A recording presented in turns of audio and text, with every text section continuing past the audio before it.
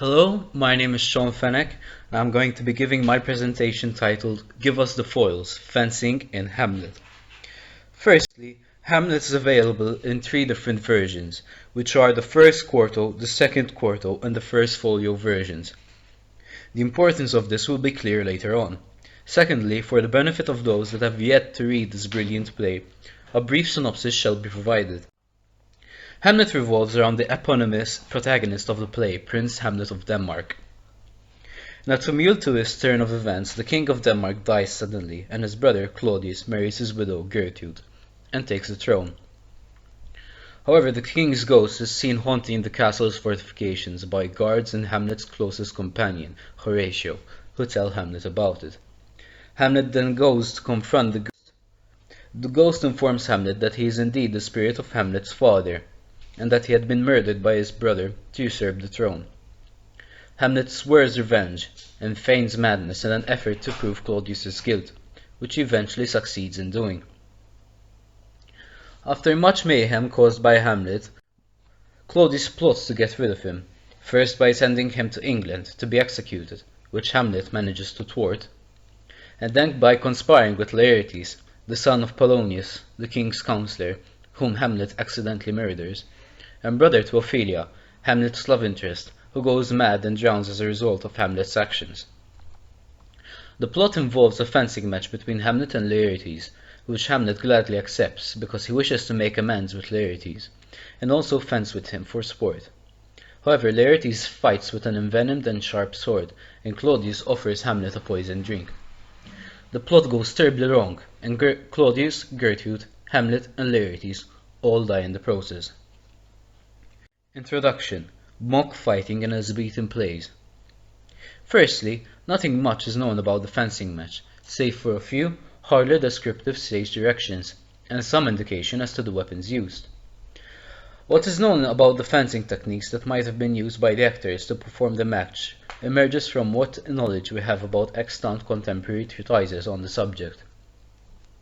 This essay will be an exploration of the fencing match in Hamlet, attempting to understand how the match might have been carried out on stage, to resolve the rapier and dagger inconsistency, and to understand the significance of the fencing match itself. I would first like to draw your attention to something that is generally taken for granted, and that is the fencing match itself. Why, out of all things, does Hamlet end with a fencing match gone wrong? This can be explained in light of the fact that there seems to have been a considerable demand amongst Elizabethan theatre goers for plays to have fencing or mock dueling scenes, to the extent that a few theatre goers would have gone to plays for the sake of the fencing scene, and some playwrights would have inserted fencing scenes for their own sake with no consideration for the plot or other dramatic reasons, and sometimes even exaggerated the amount of fighting involved in the enactment of the play beyond necessity. Louis B. Wright argues that this fondness for fencing spectacles was so great that advantage was taken of serious crises in the action of plays to insert mock duels, shows of strength, agility, and prowess. So immense was the Elizabethan desire to see a fight for its own sake that it was felt to be tyrannical by playwrights. In fact, many expressions of resentment at the tyranny of public taste may be found in contemporary plays, and playwrights would write that those who came expecting to see a mock fight would be sorely disappointed. Yet such was Shakespeare's genius that the fight was perfectly motivated, yet served the purpose of furnishing a spectacle as well. Moreover, the form of the match in Hamlet was so popular that Hamlet's being challenged to such a match would have been one of the least suspicious things possible, something that Claudius has been striving for as soon as he intended to have Hamlet dispatched by one means or another. Furthermore, having both Hamlet and Laertes engage in a fencing match with a rapier from all weapons establishes their aristocratic natures. Not only since fencing was a gentlemanly pursuit, but the rapier itself was an exotic sword, associated with Italian masters and with the cavaliero style that was becoming increasingly popular in England. Finally, I would like to stress the importance of the distinction between a duel and the fencing match in Hamlet. The fencing match in Hamlet is not a duel, and it is a fight insofar as Hamlet and Laertes are using aspects of actual fighting and applying them to a mock fight. A duel is a private affair, and is essentially a formalized form of vendetta, overspread with a code of honor in an effort to distinguish the honorable duels of the upper classes and the messy street fights of the rising middle class that could also afford swords. In fact, one of Vincenzo Saviolo's books, who was a 16th century fencing master, deals precisely with these codes of honor in the context of quarrels, as he puts it, not friendly matches. Participants in a duel would attempt to murder, or at least injure, one another with sharp deadly weapons in vengeance. Moreover, wagers were not made on the outcome of a duel, and the spectators of a duel, when any were present, were expected to be silent, lest the duel might go awry due to the duelists being distracted. Otherwise, the spectators might have been punished severely, even put to death. There is no indication at all that what occurs in Hamlet is a duel. Several spectators speak during the fight. There is a wager placed on the outcome of the fight, and Hamlet speaks of it as a brother's wager which he will frankly play, and also the constant reference to the match as a form of play. The fight seems to everyone, apart from Claudius and Laertes who know otherwise, to be a public fencing contest, but despite the apparent innocuity of the fight, accidental deaths did occasionally occur in such matches, and it is precisely this that the king was hoping would acquit both him and Laertes from any accusations of plotting Hamlet's death. For his death no wind of blame shall breathe, but even his mother shall uncharge the practice, and call it accident. Lastly, it need not surprise us that Hamlet is enthusiastic about the fencing match, when we remember Ophelia's praise of his being the courtier's, soldier's, scholar's sword. Where scholar may also have been a reference to one of the established four levels of study of fencing, which are scholar, free scholar, provost, and master, and his passion for theatre, since, as Wright tells us, actors were amongst the most earnest devotees of fencing, which should also include Hamlet himself, someone who displays considerable knowledge of acting. David Bevington writes that Elizabethan actors studied fencing and other forms of hand-to-hand combat in order to be able to choreograph their fight scenes or battles with grace and skill. So there is no doubt that these actors would have been familiar with fencing techniques and treatises in circulation at the time. In fact, the way Shakespeare employed the use of fencing in his plays shows us that both Shakespeare himself and the actors that acted them out were capable fencers, and had a good knowledge of fencing since his plays have parts which demand considerable fencing skill, the exchange of weapons between Hamlet and Laertes being one of these parts. It seems as though there was no lack of education with the use of various weapons in London at the time. A source from 1615 describes that there be many professors of the science of defence, and very skilful men in teaching the best and most offensive and defensive use of very many weapons in London. The rapier and dagger inconsistency. I have mentioned that there is an awkward inconsistency in the final scene of Hamlet, which I will elaborate further here. When Hamlet and Horatio are approached by Osric, a foolish, ostentatious courtier, and the subject of the match is broached, Hamlet inquires Osric about Laertes' choice of weapon, to which Osric replies, rapier and dagger. However, the exchange of swords that occurs during the bout, according to stage directions in the first quarto and folio text, means that the match could not possibly have been done with rapier and dagger, since such a technique, disarming the opponent and taking their weapon, requires a free offhand. So called in fencing, it is the freehand and single sword systems, being vacant, although not useless, as it can be used for techniques like disarms. The exchange of weapons, however, has still been attempted to be explained in terms of rapier and dagger fencing, despite the impossibility of effecting an exchange of weapons when using both the rapier and dagger. This is due to the fact that the disarm is a legitimate technique in rapier and dagger fencing, despite being nearly impossible to achieve due to the firm grip fencers have on their rapiers by passing a figure or two over the crossguard. And this technique is mentioned in Giacomo de Grassi's His True Art of Defense, another 16th century fencing master. Yet the conclusions that are drawn in such arguments are ridiculous. They always suggest that one of the weapons is dropped, so that both Hamlet and Laertes are able to wrest one another's sword. This is ridiculous for three reasons.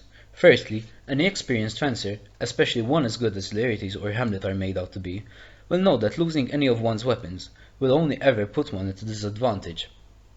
Secondly, the instinctive reaction to coming to such close distance during rapier and dagger fencing would not be to attempt to seize the opponent's sword, but to stab at them with one's dagger. which is quicker, safer, and has a much higher chance of success than dropping the dagger and attempting to seize the opponent's sword. In fact, George Silver writes that once fencers are close to one another, it is impossible to avoid the stabs of the dagger. Thirdly, losing one's sword, possibly with the inclusion of one's dagger, during combat would incur dishonor. He that his sword falleth out of his hand shall win no prize, and whosoever loseth his sword must presently also lose the honor and victory. This would be neither in Hamlet's nor Laertes' interests, especially when both their reputations as skilled fencers are put to the test, and a significant wager has been made between Laertes and the king. Furthermore, Selma Gutman explains that a study of Elizabethan plays has not yielded us a single example of a rapier and dagger combat which was intended for stage performance, possibly due to the rather dangerous nature of rapier and dagger fencing.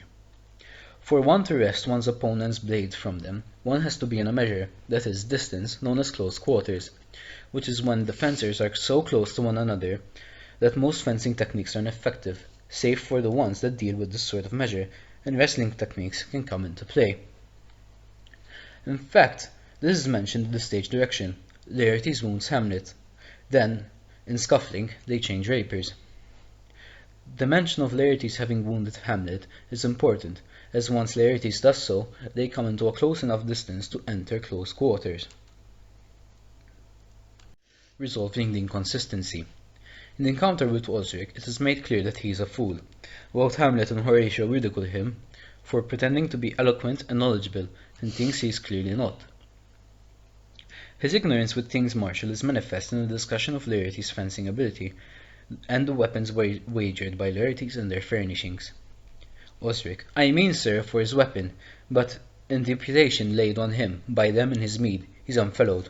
Hamlet: What's his weapon? Osric: Rapier and dagger. Hamlet: That's two of his weapons, but well. Hamlet taunts Osric for conflating the rapier and dagger as one weapon by directly pointing out that they are two weapons. Osric's confusion is likely caused by the fact that rapier and dagger is taught as a style of fighting, with both weapons working together, so to speak.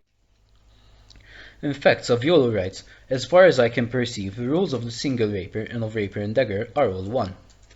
Otherwise, Hamlet purposely takes Osric's metaphorical usage of weapon literally to mock him. However, Gutman writes that a true connoisseur of the noble art of defense would have been aware that the single rapier was generally preferred by gentlemen, because it represented the art in its purest form. This seems to stem from the idea that the single sword was the queen of weapons, an idea that fencing master Rodolfo Capoferro wrote about. He wrote that one should have it ingrained in oneself that the sword is the monarch of all weapons and governs how all other weapons should be used. Osric's ignorance is further evidently represented in the preceding lines. Osric, with their S signs, as girdle, hanger, and so. Three of the carriages, in fate, are very deep to fancy, very responsive to the hilts, most delicate carriages, and of very liberal conceit. Hamlet: What call you the carriages? Osric: The carriages, sir, are the hangers. Hamlet: The phrase would be more germane to the matter if we could carry a cannon by our sides. I would it might be hangers till then. But on. Hamlet ridicules Osric's awkward terminology in reference to the hangers of the sword. He calls them carriages, instead of the appropriate terms for the furnishings with which to hang a sword on one's person, and Hamlet correctly points out how the term carriages would be more relevant had they cannons by their sides.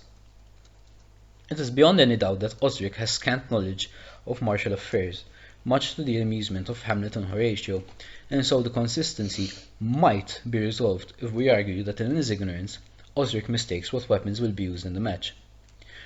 But how can this be when Osric seems to be one of the judges that are asked to bear a wary eye? Thus, it might also be the case that Osric does not mean to say the ensuing fight will be fought with rapier and dagger, but, being the toady that he is, mentions one specific praise of Laertes' fencing prowess from his memory, and it happened to be with rapier and dagger. This shows Osric's unreliability in his conveyance of information concerning fighting, weapons, and such. In fact, had he known better, he would have not only known the preference for single weapons, but the extremely perilous nature of rapier and dagger fighting. Despite the dagger's main function as an offhand mode of defense, it was still a sharp and dangerous weapon that could be used to stab with. In fact, Silver writes that there lieth no defense against stabs with the dagger, due to its small size. And even Saviolo, in spite of writing an appeal for the use of rapier and dagger, admonishes both pupil and master to exercise caution, even in practice bouts with the dagger. Even in practice bouts in which the dagger was employed. Had Osric known this, he would not have mentioned the use of rapier and dagger in what was meant to be a friendly bout with baited weapons. Even if the daggers were baited, once in close quarters, there is no reason to provoke an exchange of weapons. The quickest and most natural move would be to stab with the dagger, or strike with the pommel or the crossguard, and neither of these are mentioned anywhere during the bout. However, the issue is compounded further with stage directions based off the second quarto. A table prepared. Trumpets, drums, and officers with cushions. Enter King, Queen, Laertes, and Osric. Osric and all the state, and attendants with foils and daggers. The stage direction would make it that the bout was carried out with rapiers, here referred to as foils, to indicate their having been blunted, as in Much Ado About Nothing, blunt as the fencer's foils, which hit but hurt not, and daggers. But when Claudius and Laertes are discussing the plot against Hamlet, there is no mention of any daggers. Gutman argues that this stage direction is unreliable in comparison with the stage direction in the folio text, for 3 reasons. Firstly, the stage direction in the second quarto is messy. The preparation of the table and officers with cushions are mentioned before the king and queen, and in the original second quarto text, Laertes is mentioned last. A table prepared. Trumpets, drums, and officers with cushions. King, queen, and all the state. Foils, daggers, and Laertes. Secondly, the stage direction in the folio text is far neater, mentioning the persons of most importance first. Enter king, queen, Laertes, and lords, with other attendants with foils and gauntlets, a table, and flagons of wine on it. Thirdly, the folio actually contains the crucial stage direction, where Hamlet and Laertes exchange weapons, which is missing in the second quarto.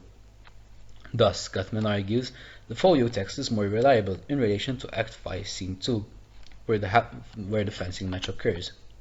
The folio text now gives us a possible insight as to how the fight might have been carried out, and with what arms.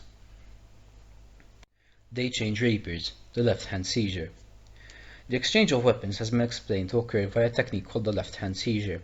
Expositions of this technique have been found in Saviolo's, De Grassi's, Silver's, and Henry de Saint-Didier's treatises, all of which are 16th century fencing masters, and they have been used to demonstrate how the exchange might have been enacted. In De Grassi's treatise, he explains that the seizure can be carried out using the left hand, by taking hold of the opponent's sword near the hilt and twisting outward, which will perforce wrench the opponent's sword out of their hand. Jackson, having attempted the technique himself, agrees with De Grassi, writing that the defender cannot successfully resist the outward twist of the attacker's left hand. Having tried the technique myself as well with success, it can be concluded that it undoubtedly works, and can be achieved with relative ease, contrary to the nigh impossible desire with rapier and dagger. Laertes, being a competent fencer, would indubitably know of the technique and how to proceed after having it done to him. In fact, he reflexly does the same to Hamlet, that is, he performs a counter-seizure. De Saint-Didier writes in his treatise, "A prince faut faire contre prince." A seizure necessitates a counter-seizure. Thus, the best defense against a seizure is another seizure, which would effectively end in an exchange of weapons, which is exactly what happens. A gauntlet worn on the offhand, with which to defend himself with, and which accompanies the single rapier, is mentioned in the contemporary treatises, such as when Saviolo writes, "Moreover, having the use of your left hand, and wearing a gauntlet or a glove of mail, he shall be ready to catch his sword fast."